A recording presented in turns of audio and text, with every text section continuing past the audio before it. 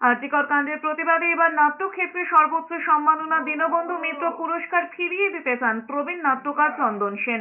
বর্ষিয়ান নাট্যকার চন্দন সেন ঘোষণা করেছেন 2017 সালে রাজ্য সরকারের দেওয়া নাট্যক্ষেত্রে সর্বোচ্চ সম্মাননা দীনবন্ধু মিত্র পুরস্কার ফিরিয়ে দেবেন। তিনি বলেছেন, এজন্য ইতিমধ্যেই রাজ্যের তথ্য ও সংস্কৃতি বিভাগের সচিবের কাছে ইমেল পাঠিয়েছেন। সচিব মেলটি পেয়েছেন, তবে জানি না এর উত্তর তিনি কিভাবে পাবেন। নাট্যকার দাবি করেন যে ঘটনা রাজ্যে ঘটেছে তা নিন্দনীয়, তবে প্রাথমিকভাবে পুরস্কার ফেরানোর কথা তিনি ভাবেননি।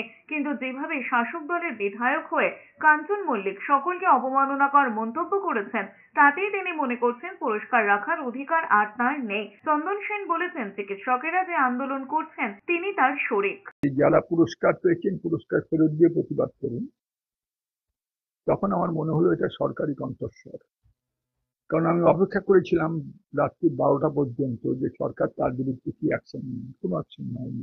এই ঘটনার প্রতিবাদে আমি সকালবেলা উঠেই সংস্কৃতি সচিবের কাছে আমি আমার যে দীনবন্ধু পুরস্কার 2017 সেটা ফেরত দেওয়ার বাসনা নয়, সংকল্প প্রকাশ করেছি।